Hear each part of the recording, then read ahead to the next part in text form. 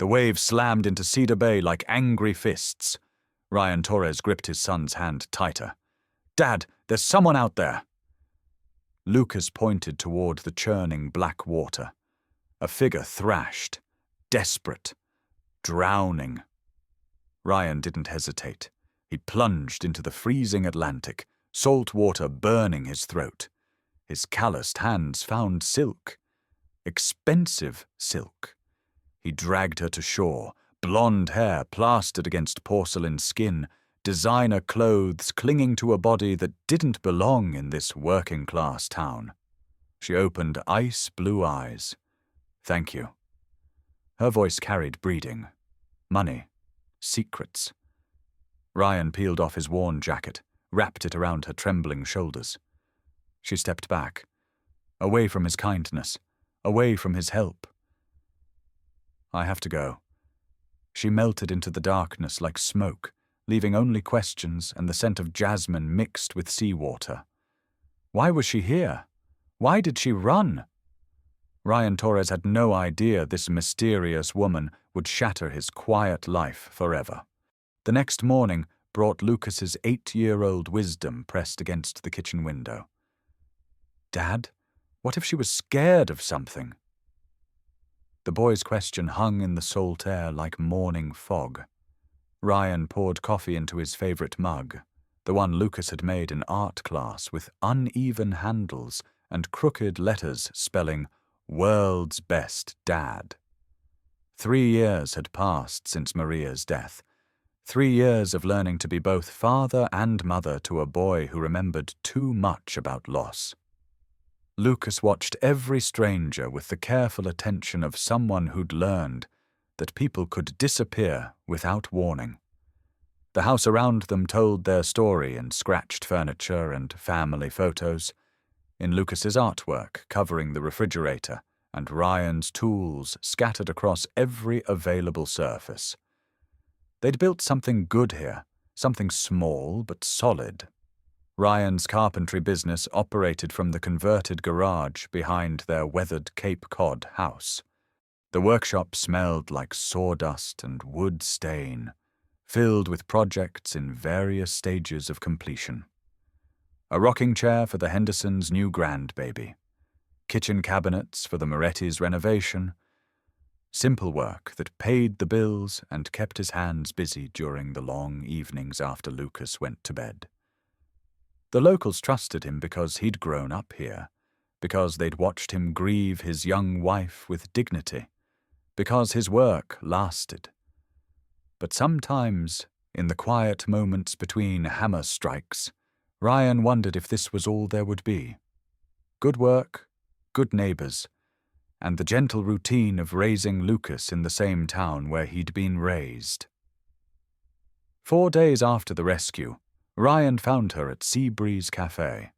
She sat in the corner booth like someone expecting trouble, designer clothes replaced by jeans and a sweater that looked borrowed. Her blonde hair caught the morning light streaming through salt-stained windows. She held her coffee cup with both hands, staring at the harbor where fishing boats prepared for another day's work. When she saw Ryan approaching, her entire body tensed. "I wanted to make sure you were all right," he said, keeping his distance. Her ice-blue eyes studied his face, as if memorizing every detail. "I'm fine. Thank you for what you did the other night." The words came out carefully measured, like someone who'd practiced polite responses to unwanted attention. Lucas burst through the cafe door carrying his latest wooden boat, the one he'd been sanding in Ryan's workshop. "Dad!"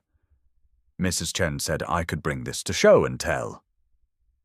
He stopped short when he spotted the woman from the beach, his dark eyes widening with recognition.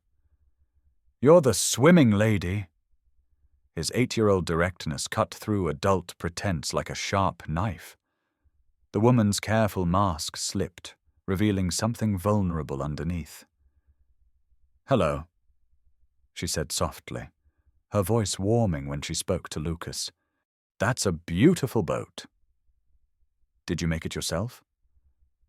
Lucas puffed up with pride, launching into detailed explanations about wood grain and proper sanding techniques that made Ryan smile despite the tension crackling in the air.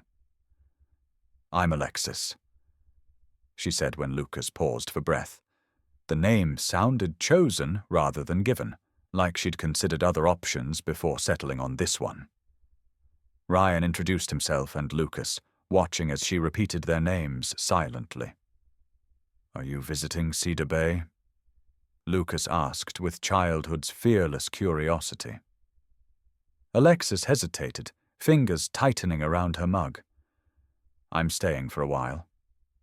Taking some time to figure things out." The phrase carried weight, suggesting complications that went deeper than a simple vacation. Ryan noticed the expensive watch on her wrist, the subtle designer details that spoke of serious money, the way she held herself like someone accustomed to boardrooms and charity galas. Over the following days, Alexis became part of their afternoon routine on the beach. She taught Lucas about wind patterns and tidal currents with the precision of someone who understood maritime science. Her hands moved confidently as she adjusted the sail on Lucas's toy boat, explaining complex concepts with patience that suggested genuine teaching experience. Lucas absorbed every word, his natural curiosity finding a willing instructor in this mysterious woman who seemed to speak the language of wind and water fluently. Ryan watched these interactions with growing fascination, noting how Alexis's guarded expression softened whenever Lucas asked questions or shared his 8-year-old theories about boat design. But Ryan also noticed troubling details. Alexis's phone buzzed constantly with calls she never answered in their presence. She would glance at the screen, and her face would tighten with worry or fear before excusing herself for hushed conversations that left her looking smaller and more frightened. "Everything okay?" Ryan asked one afternoon when she'd been gone longer than usual. "Family stuff," she replied, but her smile felt forced. "Nothing I can't handle." The words rang hollow, carrying the same tone Ryan had used in the months after Maria's diagnosis, when neighbors asked how he was holding up, and he wasn't ready to admit his world was crumbling. The third week brought the first real signs of trouble. Charlie Morrison, Cedar Bay's unofficial news network, approached Ryan while he was replacing deck boards on the Andersons' porch. "Strange folks been asking questions around town," Charlie said, his weathered face creased with concern. "City types in expensive suits, flashing pictures and offering money for information about newcomers." Ryan's hammer paused mid-swing, ice forming in his stomach. "What kind of pictures?" Charlie shrugged, but his expression remained troubled. "Didn't get a good look, but they seemed mighty interested in anyone who might have arrived recently." Got folks nervous, offering cash for gossip like that. That evening, Ryan found Alexis at the abandoned lighthouse, sitting on familiar rocks where they'd talked before. The old structure commanded a sweeping view of the coastline, its peeling paint and boarded windows speaking of better days long past. She looked smaller against the vast expanse of sea and sky, her expensive clothes incongruous with weathered stone and rusted iron. "Heard there might be people looking for you," Ryan said quietly, settling beside her. Alexis didn't seem surprised, just tired in a way that went deeper than physical exhaustion. "How many people know I'm here?" she asked. "In a town this size, everyone knows about everyone." Her laugh held no humor, only bitter recognition of small-town reality. "What kind of trouble are you running from?" The question bridged the space between them, offering her a choice between truth and continued deception. For long moments, only waves against rocks and distant seagull cries filled the silence. The kind that follows you no matter how far you run. she finally said. The kind that ruins everything good you try to build. She turned to face him, and Ryan saw fear in those ice-blue eyes, but also desperate hope that maybe she'd found somewhere the trouble couldn't reach. My family has expectations, plans for my life that don't include what I want. The words emerged carefully, like she'd practiced this explanation but never felt safe enough to use it. 2 days later, the black sedan arrived.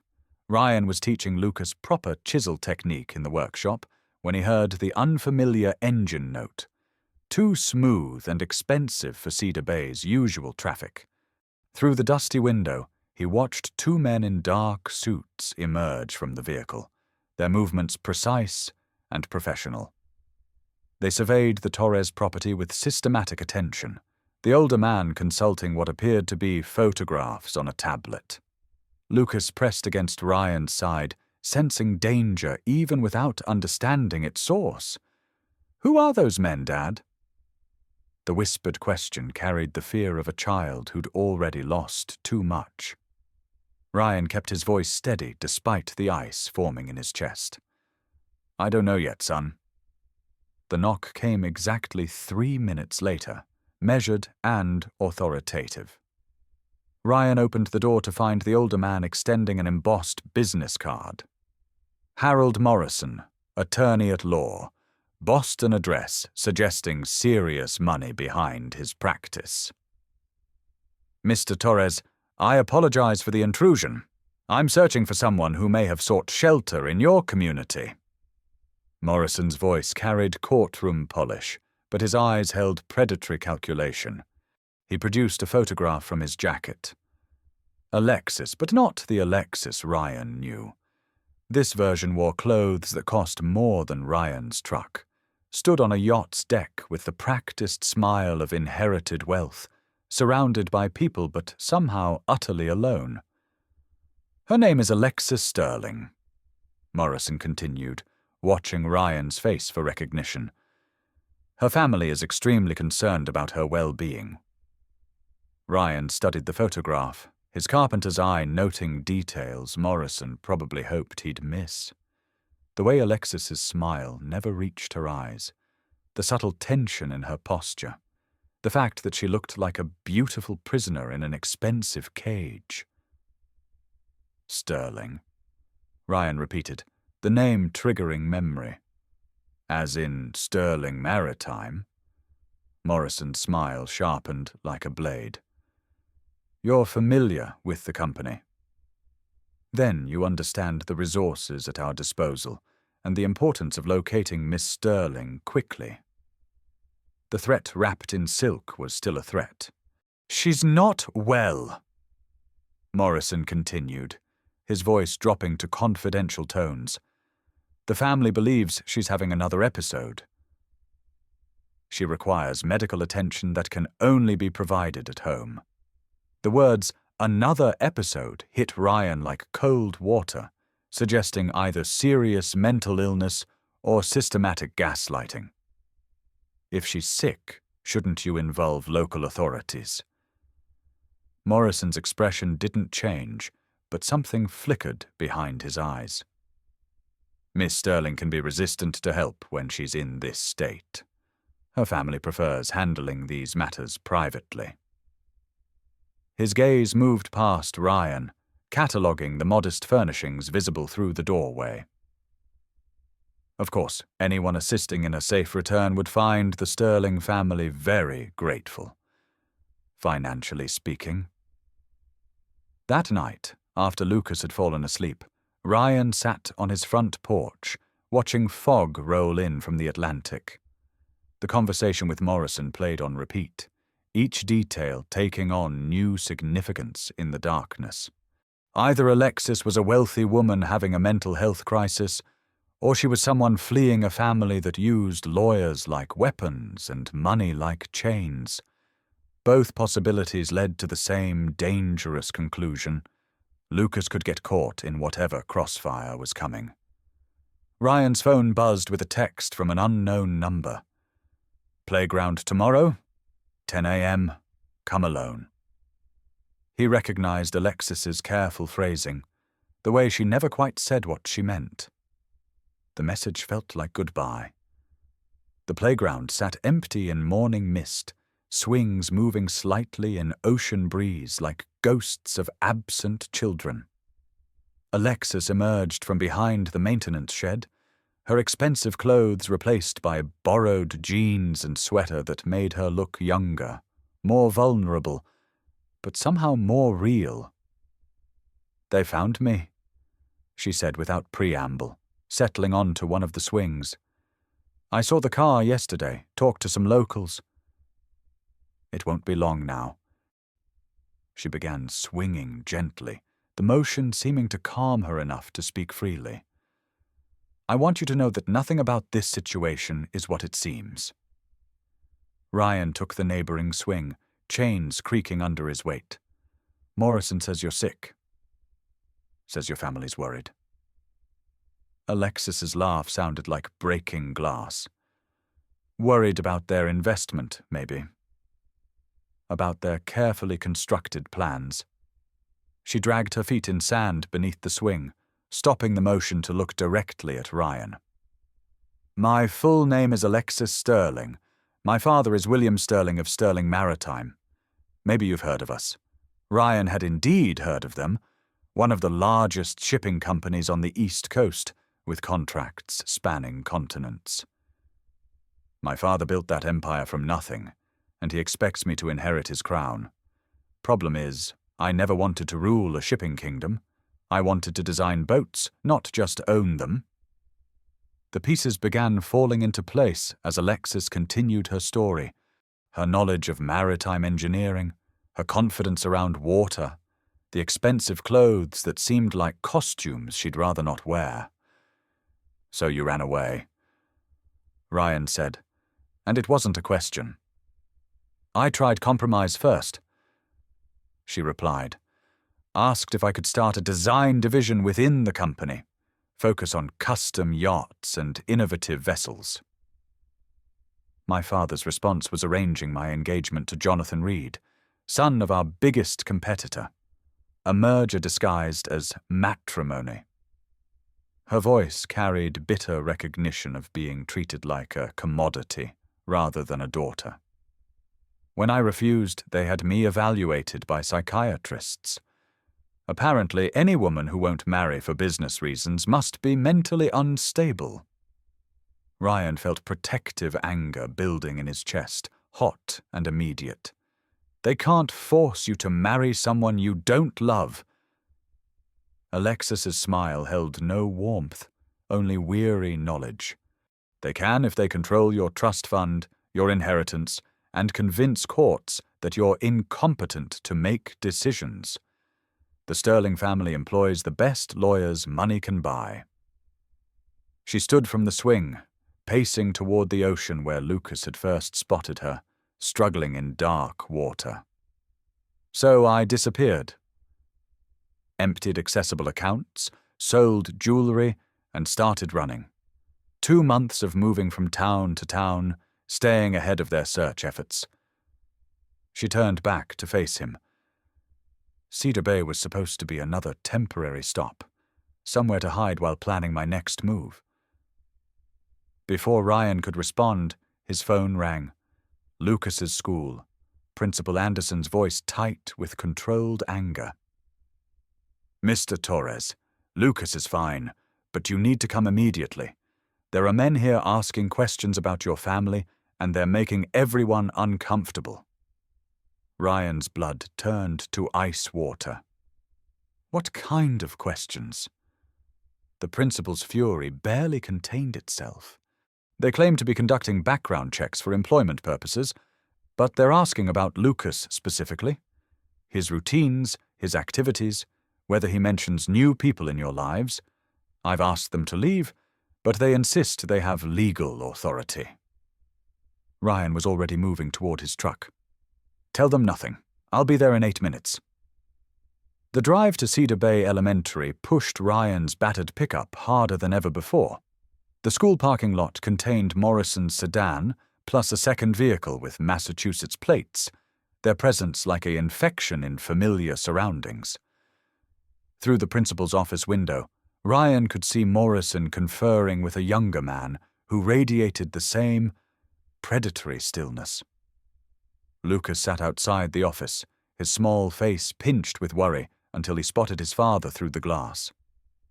Relief flooded the boy's features as Ryan knelt to check for signs of distress or harm. "Did they talk to you directly?" Lucas shook his head. "Principal Anderson said I should wait out here while the grown-ups discussed things." Principal Anderson emerged from her office, looking like she'd been wrestling with sharks and losing. "Mr. Torres, these gentlemen claim to be investigating potential safety concerns involving someone in our community. They won't provide specifics, but they seem very interested in your family's recent social connections." Morrison appeared behind her, his smile as sharp as ever. "Mr. Torres, I was hoping we could continue our conversation from yesterday. Perhaps we could speak privately this afternoon. I have new information that might change your perspective on Miss Sterling's situation." Ryan stood slowly, placing himself between Morrison and Lucas like a human shield. "Any conversation you want happens away from my son and his school." Morrison nodded, as if this were perfectly reasonable. "Of course. Family first, I completely understand." The drive home passed in tense silence, Lucas sensing that adult complications had invaded their simple world without permission. Ryan's mind raced through possibilities, none of them offering comfort. If the Sterling family was willing to involve Lucas, they were playing a much more serious game than he'd initially understood. At home, he made Lucas's favorite lunch, while his son chattered nervously about school projects and boat designs, anything except the men who'd been asking questions. "Dad, is the swimming lady in trouble?" Lucas finally asked, his directness cutting through pretense like a sharp blade. "I think so, son." But not trouble she caused, the kind that found her instead. That afternoon brought Morrison's return, this time alone, and carrying a leather briefcase that suggested serious business negotiations. He sat at Ryan's kitchen table as if he belonged there, declining offered coffee with practiced politeness that felt more threatening than outright hostility. "Mr. Torres, I want complete honesty about Miss Sterling's condition." Morrison opened his case and withdrew a thick manila folder. "These are psychiatric evaluations, medical records, and incident reports dating back 5 years. Alexis Sterling has documented history of unstable behavior, including a suicide attempt requiring hospitalization."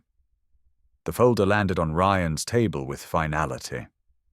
"Her family loves her deeply, but they can't provide help she won't accept." Ryan stared at the unopened folder, his carpenter's instincts warning about gifts that came with hidden costs and unexpected consequences. "What exactly are you asking me to do?" Morrison leaned back in his chair, the gesture calculated to appear reasonable and unthreatening. "Simply contact us when you see her next. Don't attempt to detain her or influence her decisions. Just provide location information so we can dispatch appropriate medical personnel to ensure her safety." He paused, allowing the reasonableness of the request to settle like dust. "The Sterling family would compensate you generously for this assistance, enough to secure Lucas's college education, perhaps purchase expanded workshop space, establish long-term financial stability for both of you. And if I refuse—" Morrison's smile never wavered, but his eyes grew colder. "Then Miss Sterling continues deteriorating without proper medical care, potentially putting herself and others at risk. Her episodes can be quite unpredictable, particularly around children." The lawyer's gaze flicked meaningfully towards the stairs where Lucas was presumably doing homework. Youngsters who've already experienced significant loss can be especially vulnerable to adult instability and inappropriate emotional attachment. The threat was delivered with surgical precision, wrapped in concern, but sharp enough to draw blood. Ryan felt his hands clench beneath the table. "You're suggesting my son is in danger?" Morrison spread his hands in a gesture of apparent regret. "I'm suggesting that mentally unstable individuals often form unhealthy attachments, particularly to families that represent what they've lost." After Morrison left, Ryan sat alone at his kitchen table, staring at the unopened folder like it might contain either salvation or damnation. Rain had begun falling, drumming against windows with increasing urgency that matched his growing anxiety. Upstairs, Lucas practiced piano with halting notes of a melody Maria had started teaching before illness made her too weak to continue. The sound carried memories of simpler times when their biggest concern was whether Lucas would remember to practice scales consistently. Now Ryan faced a choice that could destroy everything they'd rebuilt. Trust a woman he'd known 3 weeks, or protect his son by betraying someone who might genuinely need help. His phone buzzed with another text from Alexis. "They reached you. I understand completely. Thank you for everything you've done." The message felt like farewell, and Ryan realized that understanding and acceptance weren't the same thing at all. He grabbed his keys and headed for the door, calling up to Lucas. "I'll be back within the hour, son. Keep doors locked and don't answer for anyone." The boy's voice drifted down the staircase. "Is everything okay, Dad?" Ryan paused at the bottom step, one hand on the banister he'd sanded and stained himself during better times. "I'm working on making sure it will be—" The words felt like a promise he wasn't certain he could keep. The lighthouse stood silhouetted against storm clouds, its broken windows and peeling paint making it look like a monument to abandoned dreams and faded hopes. Ryan found Alexis in their usual spot, but now she had a small suitcase beside her and the defeated posture of someone who'd finally run out of places to run. "You came," she said without looking at him. "I wasn't sure you would after Morrison's visit with his medical records and financial offers." Ryan settled beside her on wet stone, rain soaking through his jacket to chill his skin. He left interesting reading material, psychiatric evaluations, suicide attempts. "Want to tell me your side before I decide what to believe?" Alexis was quiet so long that Ryan thought she might not answer at all. When she finally spoke, her voice carried exhaustion of someone who'd been fighting the same battle for years without winning. "Have you ever been diagnosed with something you don't actually have? Had your reality questioned by people who profit from your compliance?" She picked up a broken shell, turning it over in fingers that trembled slightly. 5 years ago, I refused to join the family business immediately after college graduation. I wanted to work for other companies first, learn different approaches to marine engineering and naval architecture. My father interpreted this as rebellion against family loyalty. The shell crumbled in her grip as she continued. When I started dating someone he didn't approve of, a professor who wasn't wealthy enough for Sterling standards, my father decided I was making poor life decisions due to emotional instability. 3 psychiatric evaluations later, I was diagnosed with everything from bipolar disorder to borderline personality disorder, depending on which doctor received the largest consulting fee. She looked at Ryan directly for the first time since he'd arrived. "The suicide attempt Morrison mentioned. I took sleeping pills after my father had my boyfriend fired and blacklisted from every marine engineering firm on the East Coast. I wanted to sleep for a week and forget what my family was capable of doing to people I cared about. Ryan watched her face as she spoke, noting how her hands shook with anger rather than illness, how her eyes held the clarity of someone telling truth rather than the confusion of mental instability. Instead of sleeping, I woke up in a psychiatric ward with permanent notations in my medical records. I spent 6 months in treatment, not because I was genuinely sick, but because refusing treatment would have proven I was delusional about my own mental state. Every therapy session, every medication adjustment, every group meeting was designed to make me accept that my father knew what was best for my life better than I did. The pieces of Morrison's visit took on completely different meaning as Alexis continued her story. The psychiatric records were real, but they painted a picture of systematic manipulation rather than mental illness. The family's concern was genuine too, but it stemmed from financial and social considerations rather than love or genuine worry about her well-being. "So you planned your escape?"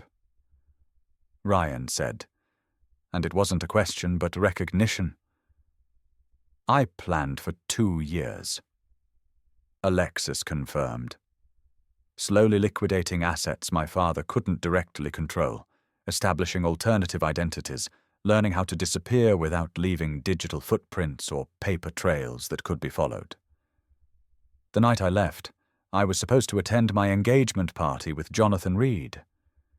Instead, I drove to the harbor and watched my father's favorite yacht burn to the waterline. Ryan's eyebrows rose in surprise. "You burned his yacht?" Alexis's smile was the first genuine one he'd seen from her since this conversation began. Insurance fire, electrical malfunction in the engine compartment, tragically expensive accident. The admission revealed calculating intelligence that Morrison's medical folder had conveniently omitted from its narrative of mental instability. Before Ryan could respond to this revelation, headlights swept across the lighthouse grounds in systematic patterns. Not Morrison's smooth Mercedes this time, but heavier vehicles with the rumbling engines of serious machinery.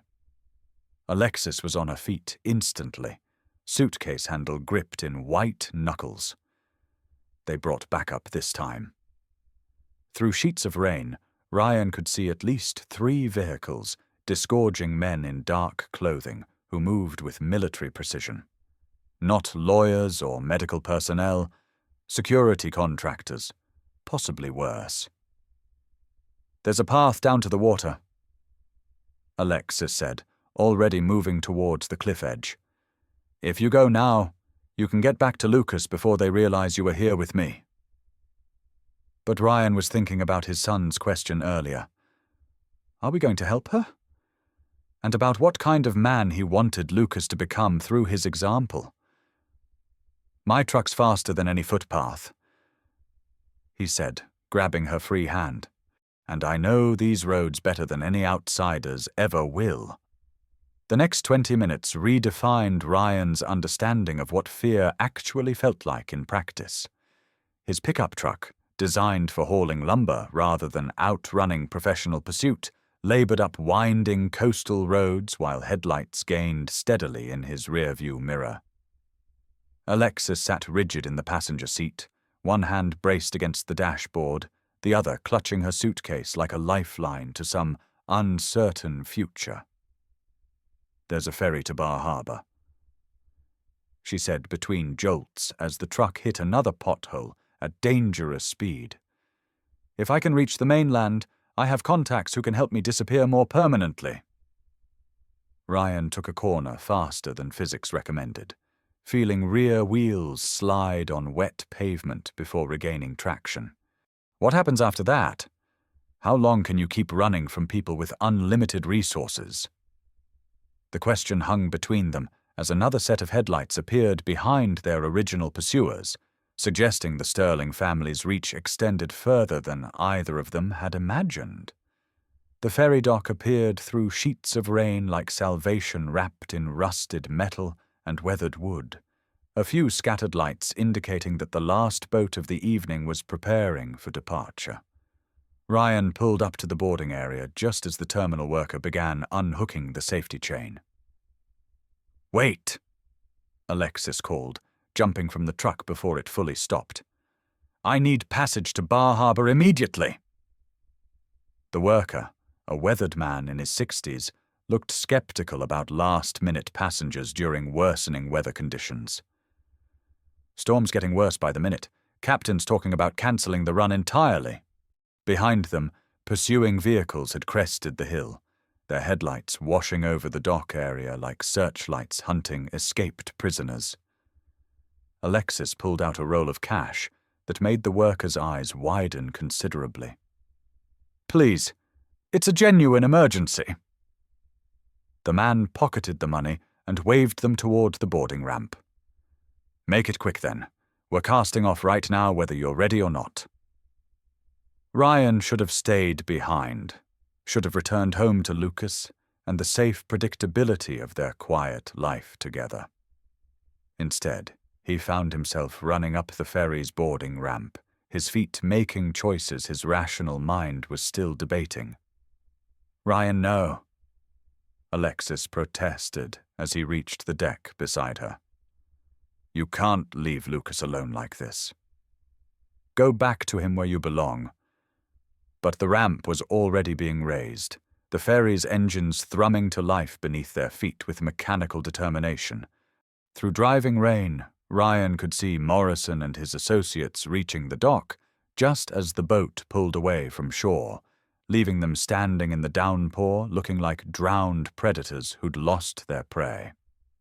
The lawyer's face was illuminated by flashing lights as local police finally responded to reports of suspicious activity and potential harassment. On the ferry's small passenger cabin, Ryan called Mrs. Patterson, Lucas's former teacher and longtime family friend who'd helped them through Maria's illness and death. "Emergency babysitting situation," he explained over a connection crackling with static from the storm. "I'll be back tomorrow morning, but Lucas can't be alone tonight with everything that's happening." Mrs. Patterson, blessed woman, asked no questions beyond practical ones about pajamas and breakfast preferences, and whether she should call if problems arose. "You're a good man, Ryan Torres," she said before hanging up. "Maria would be proud of the choices you're making." The words carried both comfort and weight. Alexis stood at the ferry's stern, watching Cedar Bay's lights fade into rain and darkness like memories dissolving into time. "I'm sorry," she said when Ryan joined her at the railing. "I never meant for you to get involved like this. Never intended for Lucas to be threatened or used as leverage against you." The wind whipped her hair across her face, and for the first time since he'd pulled her from the water, she looked truly lost rather than just temporarily displaced.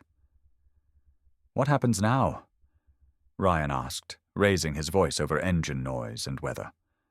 "I have a friend in Boston, someone from MIT who understood why I left the program early. She's been helping people disappear from complicated family situations. New identities, safe houses, legal protection for people whose families have too much money and not enough conscience." Alexis continued, gripping the railing as the ferry rode another large wave. "But it means giving up everything permanently. Never contacting anyone from my old life again. Never." She didn't finish the sentence. But Ryan understood the unspoken words. Never seeing him or Lucas again, never building on whatever connection had been growing between them, never discovering what might have developed given time and circumstances. The ferry ride to Bar Harbor took 2 hours. 2 hours during which Ryan learned more about Alexis Sterling than Morrison's folder could have revealed.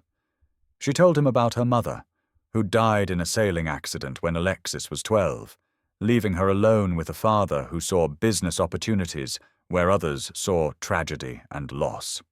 About her struggles at MIT, brilliant but isolated, the only woman in most classes, and certainly the only one whose trust fund made her a target for fortune hunters and academic gold diggers alike.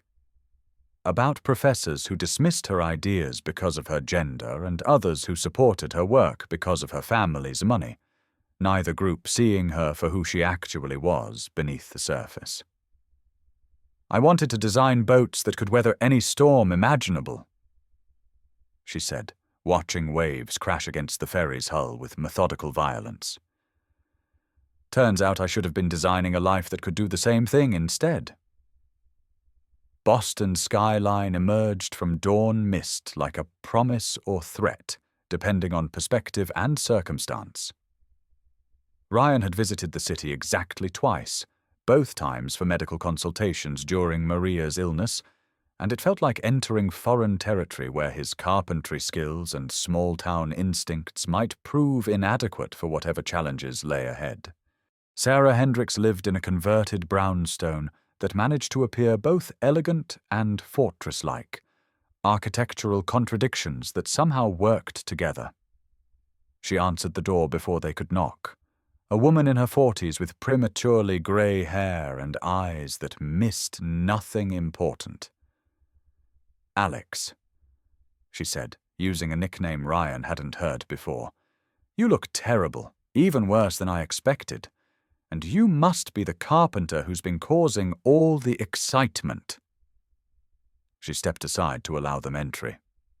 "I've been tracking Sterling Maritime search efforts since you disappeared, honey. When they started focusing on coastal Maine, I figured you'd found something worth staying for." Sarah's living room doubled as a command center, filled with multiple computers, secure communication equipment, and walls covered with documentation that spoke of other people who'd needed to disappear from their own lives. "Your father's escalated beyond what we anticipated," she told Alexis without preamble or gentle introduction. "He's filed papers to have you declared mentally incompetent and placed under legal conservatorship. Morrison isn't just any lawyer. He specializes in family law cases involving contested estates and reluctant heirs." She handed Alexis a thick legal document that seemed to weigh more than paper should. "This was filed yesterday in Suffolk County. If it succeeds, William Sterling gains legal control over your medical decisions, financial assets, and personal relationships." The implications hit Ryan like ice water, suddenly making sense of Morrison's aggressive tactics and willingness to involve Lucas in their pressure campaign. Not only could they force Alexis into treatment she didn't need, they could legally prevent her from seeing anyone they deemed unsuitable or harmful to her well-being, including him and Lucas, including anyone who might support her independence or validate her version of events. But Sarah wasn't finished delivering devastating news about their situation. "There's more you need to know," Sarah continued, producing another folder that made Ryan's stomach clench with dread. "They've hired a private investigation firm to build a comprehensive case against you, Ryan.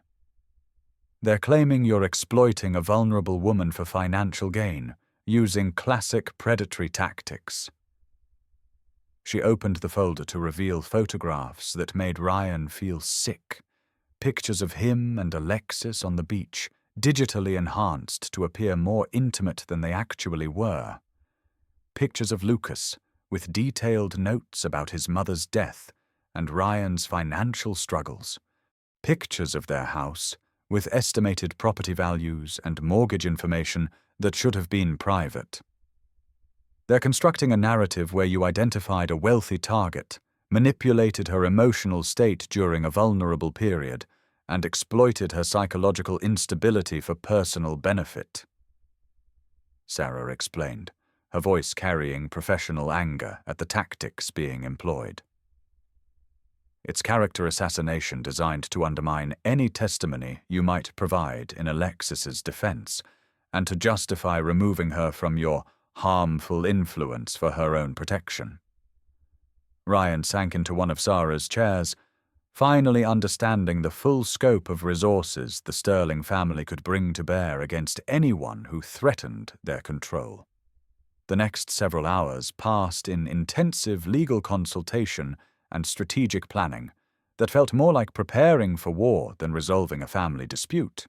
Sarah had contacts throughout New England, lawyers who specialized in fighting conservatorship cases, safe houses where people could stay while building new identities.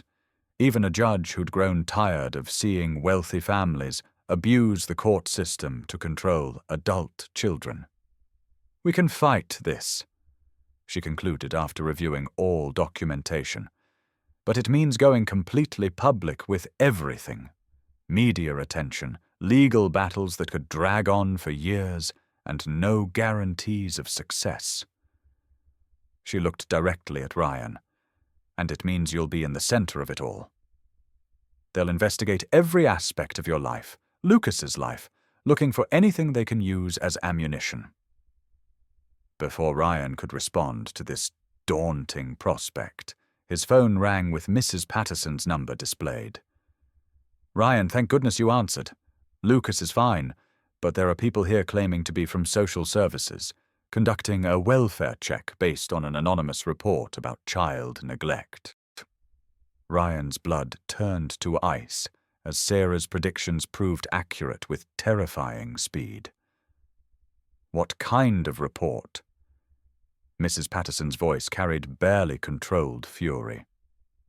"Allegations that you've been leaving Lucas with inappropriate supervision while pursuing romantic relationships with mentally unstable individuals. It's completely ridiculous, but they have official paperwork and want to interview Lucas directly." The Sterling family's tentacles reached further than Ryan had imagined possible, and they weren't limiting their attacks to Alexis alone. They were using Lucas as leverage, knowing that any threat to his son would force Ryan to abandon Alexis to protect the child he'd raised alone for 3 years. Sarah was already moving before Ryan finished the call, grabbing legal documents from multiple files with practiced efficiency. "Emergency custody protection orders," she explained, shoving papers into her briefcase. "If they're moving on Lucas, we have maybe hours before they escalate to temporary removal proceedings based on manufactured evidence."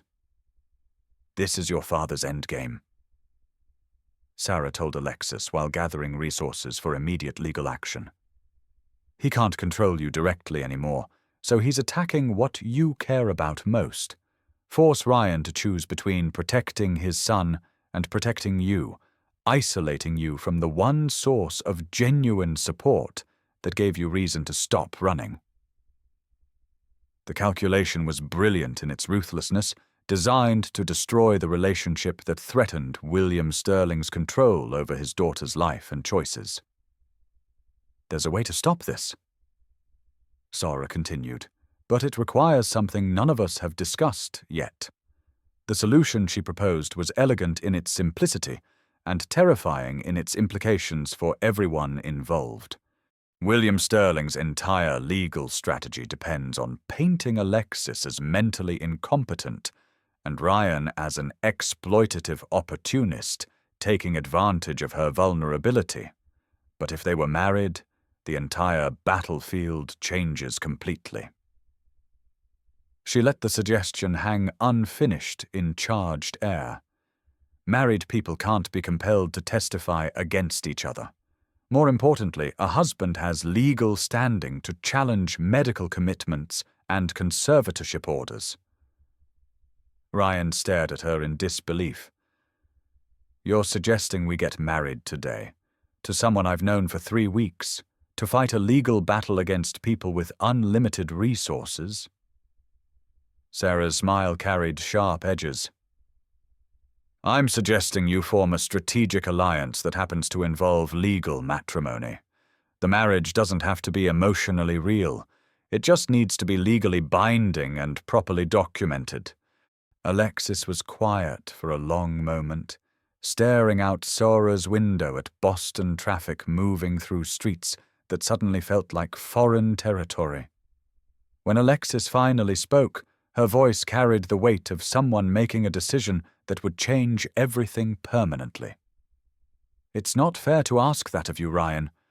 Marriage should mean something more than legal convenience or tactical necessity." But even as she voiced objections, Ryan could see her considering possibilities beyond mere survival. Not just protection for herself, but protection for Lucas. An end to the running and hiding that had defined her existence for months. What if it meant something more than convenience? Ryan asked quietly, surprising himself as much as her with the question. What if we tried to make it real? He'd known this woman less than a month, but she'd already changed how Lucas laughed, how their house felt, how Ryan thought about possibilities beyond simple survival.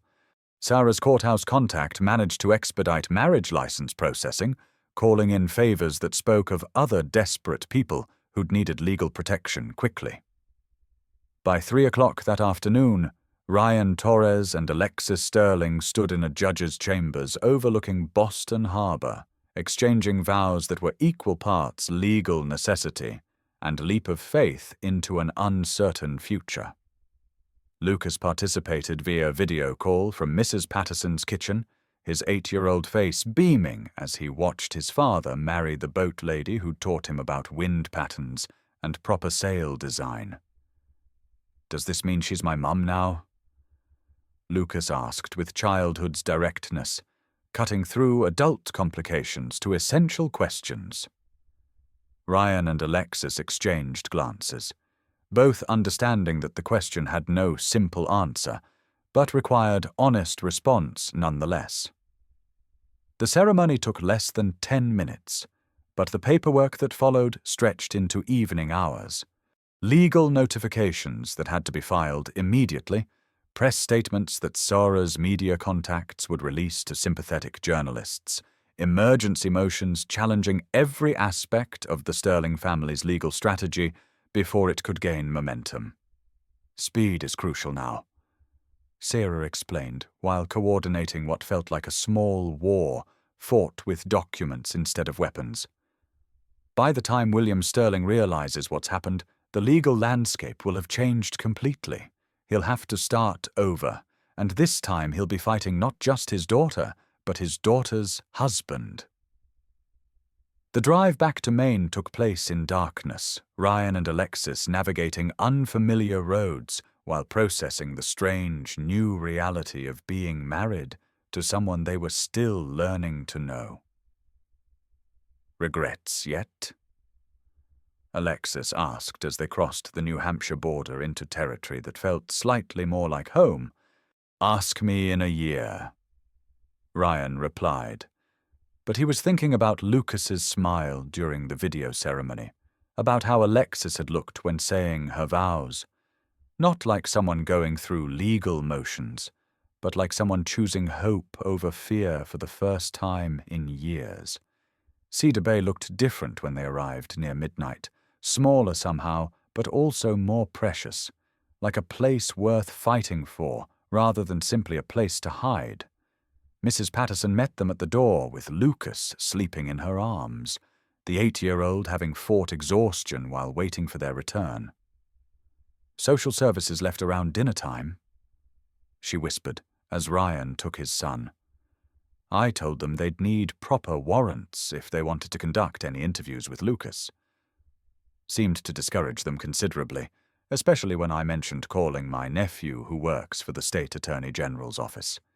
The next morning brought William Sterling himself, arriving not with lawyers or investigators but alone, driving a modest rental car that looked out of place in the Torres driveway. Ryan watched from the kitchen window as the man who'd tried to destroy his life sat in the vehicle for several minutes, staring at the house where his daughter had chosen to build something new. When Sterling finally approached the door, he moved like someone carrying an unexpectedly heavy burden.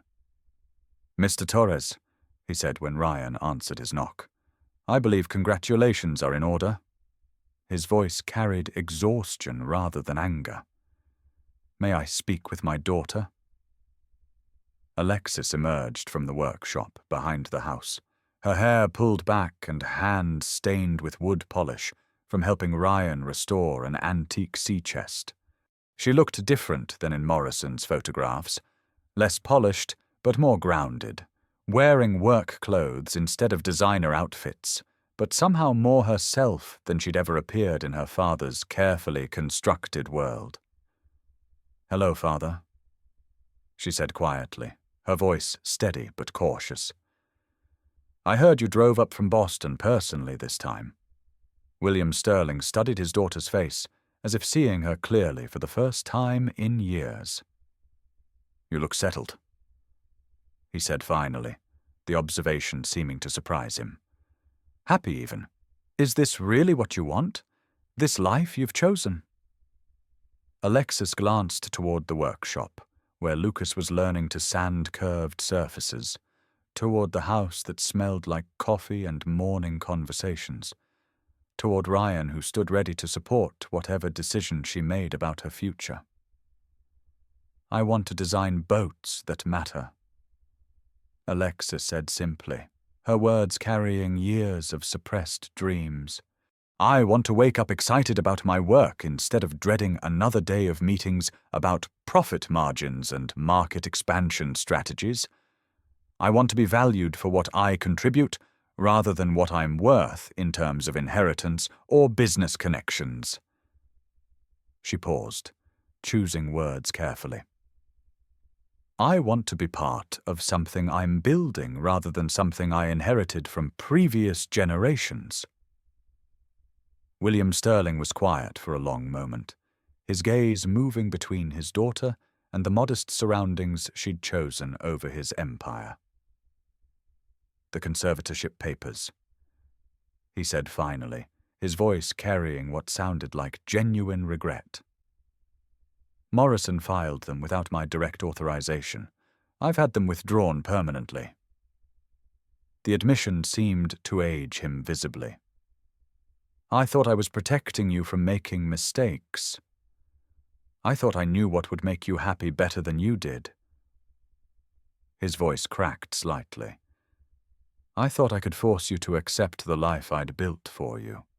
What followed was the first genuine conversation between father and daughter that either could remember in recent years.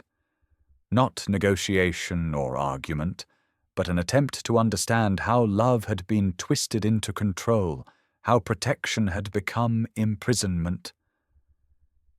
"Your mother would have understood this choice," William admitted as they sat on the Torres' front porch, watching Lucas demonstrate sailing principles with increasingly elaborate hand gestures. "She gave up everything to marry me, her family's shipbuilding business, her friends, her entire life in Mystic.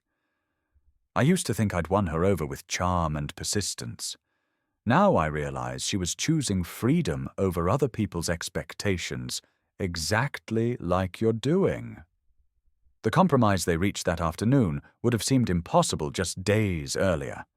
Sterling Maritime would establish a custom design division with Alexis as its head, and complete autonomy over projects and personnel.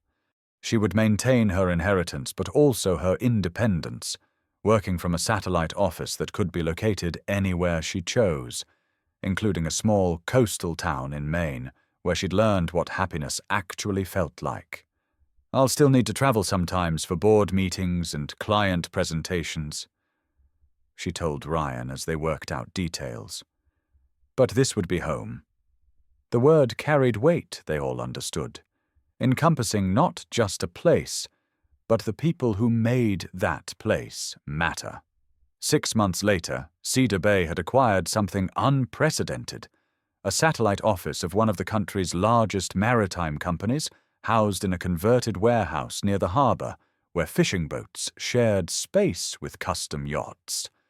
The Sterling Maritime Custom Design Division employed 15 local people, from naval architects to master craftsmen, all dedicated to creating vessels that combined traditional craftsmanship with innovative engineering. Ryan's carpentry business had evolved into something larger but still personal, specializing in bespoke interiors that turned floating machines into floating homes. Lucas had developed an uncanny ability to spot design flaws in boat plans, his 8-year-old perspective unconstrained by conventional thinking or adult assumptions about what was possible. Alexis taught evening classes at the community center, sharing her knowledge with local fishermen who wanted to build better boats and retirees who dreamed of sailing into their golden years with vessels designed for their specific needs. The sound of her pencil sketching new designs had become as familiar as Lucas's piano practice, both of them creating something new from raw possibility. On a clear morning in January, exactly 1 year after their courthouse wedding, Ryan woke to find Alexis at the bedroom window, watching the harbor where their first collaborative yacht was taking shape. 40 feet of classical lines combined with modern materials, built for a client who wanted to sail around the world with his grandchildren. "Regrets yet?" she asked, echoing their conversation from the dark drive back from Boston. "Ask me in another year," Ryan replied, but they both knew the answer had evolved somewhere between that desperate night and this quiet morning when the future felt infinite with possibility rather than limited by fear. The waves of Cedar Bay continued their eternal rhythm outside their windows, carrying away old sorrows and bringing new possibilities with each tide. While in the small house overlooking the water, a family assembled from the wreckage of other people's plans made quiet promises about tomorrow.